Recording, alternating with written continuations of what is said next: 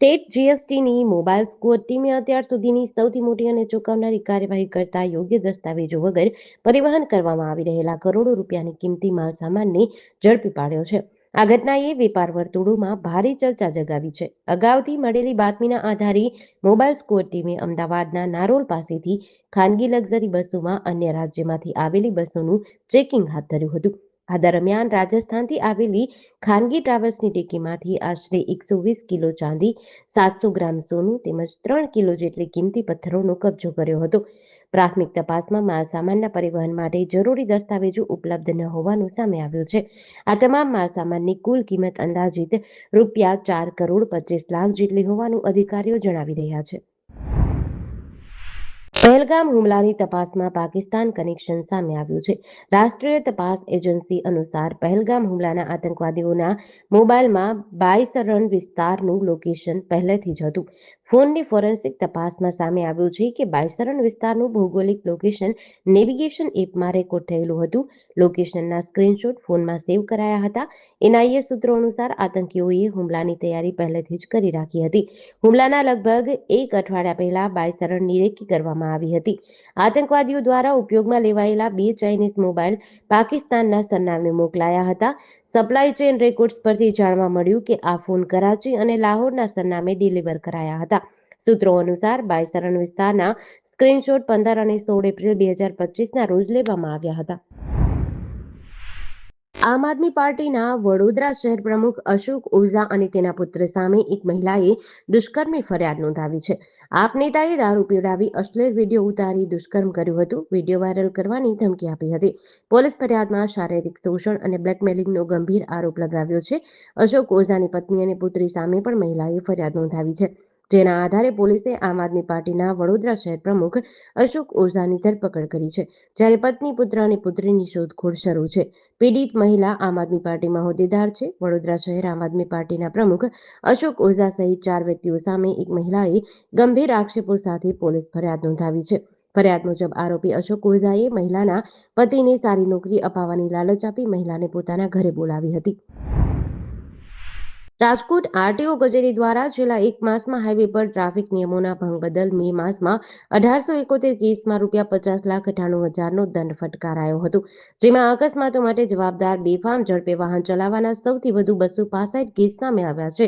જેઓને ₹2,65,000નો દંડ કરાયો છે. જ્યારે ઓવરલોડ બદલ સૌથી વધુ ₹20,92,000નો દંડ કરાયો છે. જેના 167 કેસ કરાયા છે. રાજકોટ આરટીઓ અધિકારી ઇન્દ્રજીત ટાકે કહ્યું કે આરટીઓ કચેરી દ્વારા ગત મે માસ દરમિયાન હાઈવે ઉપરની વાહન ચેકિંગ કામગીરી દરમિયાન ઓવરસ્પીડ વાહન ચલાવતા 265 વાહન ચાલકો ઝડપાયા હતા. જેને ₹2,65,000નો દંડ ફટકાર્યો હતો. જ્યારે ભયજનક રીતે વાહન ચલાવતા 7 ચાલકો પકડાયા હતા.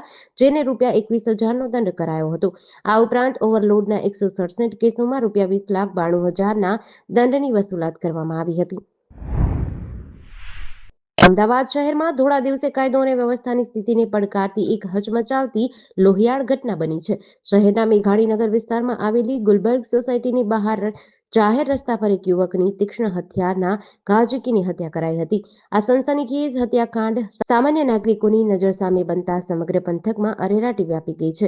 ઘટનાને પગલે આસપાસના રહીશોના ટોળેટોળા રોડ પર એકત્ર થઈ જતા પોલીસ પ્રશાસન દ્વારા તકેદારીના ભાગરૂપે વાહન વ્યવહાર બંધ કરાવ્યો હતો. જાહેર રોડ ઉપર જ ભાઈની હત્યા કરી દેવામાં આવતા બહેન દ્વારા આક્રંદ કરવામાં આવ્યું હતું. ભારે રોષ અને રોકકળ સાથે પરિવારજનોએ ન્યાયની માંગ કરી છે. વડોદરા એસઓજીને રેલવે સ્ટેશન ખાતેથી એક મોટી સફળતા મળી છે. પુરી ગાંધીધામ એક્સપ્રેસ ટ્રેનમાંથી ગાંજાનો મોટો જથ્થો મળ્યો છે. વડોદરા રેલવે સ્ટેશન પર આવેલી ટ્રેનના દિવ્યાંગ કોચના શૌચાલયની છતમાંથી બિનવારસી હાલતમાં રાખેલો 113.900 કિલો ગાંજો ઝડપાયો હતો. જેની બજાર કિંમત ₹56,95,000 આંકવામાં આવે છે. રેલવે સ્ટેશનો અને ટ્રેનને સુરક્ષિત રાખવા માટે હાલમાં રેલવે પોલીસ દ્વારા મિશન સેફ સ્ટેશન અંતર્ગત સઘન ચેકિંગ અભિયાન ચલાવાઈ રહ્યું છે. આ દરમિયાન અન્ય રાજ્યોમાંથી ટ્રેન મારફતે આવતા માદક પદાર્થોના નેટવર્કને તોડવા એસઓજી પશ્ચિમ રેલવે વડોદરાની ટીમ એટીએસ ચાર્ટરને લગતી કામગીરી અંતર્ગત સતત પેટ્રોલિંગ અને ટ્રેનોમાં બારીકાઈથી નિરીક્ષણ કરી રહી હતી. જે દરમિયાન પોલીસ જવાનોને આ સફળતા મળી હતી. મોરબીના માળિયા મિયાણા શહેરમાં ગઈકાલે સાંજે જૂની ધંધાકીય અદાવતના કારણે સ્વિફ્ટ કારમાં આવેલા હુમલાખોરોએ એક આધેડ પર અંધાધૂંધ ફાયરિંગ કરી તેમની કરપીણ હત્યા કરી છે. આ સનસનાટીભરી ઘટનામાં મૃતકના પત્નીની ફરિયાદના આધારે માળિયા શહેર ભાજપ પ્રમુખ સહિત કુલ 6 શખ્સો સામે ગુનો નોંધી પોલીસે આરોપીને ઝડપી પાડવા ચક્રો ગતિમાન કર્યા છે. માળિયા શહેરમાં જૂના બસ સ્ટેશન પાસે રહેતા 51 વર્ષીય હેદરભાઈ સુમારભાઈ મોવર પોતાના ઘરના ફળિયામાં બેઠા હતા. આ દરમિયાન સફીર મોવર અને અન્ય 4 અજાણ્યા શખ્સો સ્વિફ્ટ કાર લઈને ત્યાં ઘસી આવ્યા હતા અને કશું જ સમજાય તે પહેલા હેદરભાઈ પર બંદૂક જેવા હથિયારથી આડેધડ ફાયરિંગ શરૂ કર્યું હતું. આ ઘાતકી હુમલામાં ફાયરિંગના કારણે હેદરભાઈને માથા, ગળા, છાતી તેમજ પેટના ભાગે ઈજાઓ થઈ હતી. ગાંધીનગરના અડાલજમાં અન્નપૂર્ણા સર્કલ નજીક માણેકબા સ્કૂલ પાસે એક યુવાનને રિક્ષામાં બેસાડીને ચાલુ રિક્ષામાં 10,000 લૂંટી લેવાની ઘટના બની છે. આ બનાવને પગલે મુસાફરોની સુરક્ષાને લઈને ગંભીર સવાલો ઉઠ્યા છે. ત્યારે અડાલજ પોલીસે ગુનો નોંધી વધુ તપાસ હાથ ધરી છે. ઝુંડાલમાં હિલ્લોલ હોટલની બાજુમાં દેવનારાયણ કિરાણા સ્ટોર ખાતે રહેતા મૂળ રાજસ્થાનના ભગવાનલાલ ગુર્જરે સમગ્ર મામલે ફરિયાદ નોંધાવી છે. 30 મે 2026ના રોજ તેઓ સરગાસણ ખાતે એક ભંગારના કામકાજ માટે ઘરેથી નીકળ્યા હતા. બાદમાં તેઓ અડાલજ ગામ તરફ જવાના રસ્તા પર અન્નપૂર્ણા સર્કલ નજીક રિક્ષાની રાહ જોતા હતા. ત્યારે ઝુંડાલ તરફથી એક સીએનજી રિક્ષા આવીને તેમની પાસે ઊભી હતી. રિક્ષા ચાલકે તેમને ક્યાં જવું છે તેવું પૂછતા તેમણે સરગાસણ જવાનું જણાવતા ચાલકે હા પાડી હતી. બોટાદ શહેરમાં પારિવારિક વિવાદે ઉગ્ર સ્વરૂપ ધારણ કર્યું છે. પતિના મકાનમાં રહેવા ગયેલી એક મહિલાને તેના સગા સંબંધીઓએ માર મારી ઘરની બહાર કાઢી મૂકી હતી. આ ઘટનામાં ઇજાગ્રસ્ત મહિલાને સારવાર માટે ખસેડાઈ હતી. પોલીસે 5 આરોપીઓ સામે ગુનો નોંધી તપાસ હાથ ધરી છે. ફરિયાદ મુજબ અફસાનાબેન અમજદભાઈ મુઆક્કડ તેમના પતિ સાથેના મતભેદના કારણે છેલ્લા કેટલાક સમયથી તેમના માતા-પિતાના ઘરે રહેતા હતા.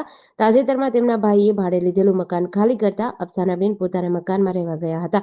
આ દરમિયાન તેમની નણંદ સબાનાબેન કળગથરા, નણદોઈ અયુબભાઈ કળગથરા, જેઠ અશરફભાઈ માકડ, જેઠાણી યાસ્મીનબેન માકડ અને યાકીનભાઈ માકડ સહિત 5 વ્યક્તિઓ લાકડીઓ અને લોખંડના પાઇપ સાથે ત્યાં પહોંચ્યા. તેઓએ અફસાનાબેનને ગાળાગાળી કરી તેમના પર હુમલો કર્યો હોવાનો આક્ષેપ લગાવ્યો છે. જામનગર મનપાએ લાખોટા તળાવ ફેઝ 2ના બ્યુટિફિકેશન પ્રોજેક્ટમાં અવરોધરૂપ જૂના બાલ મંદિરને તોડી પાડ્યો છે.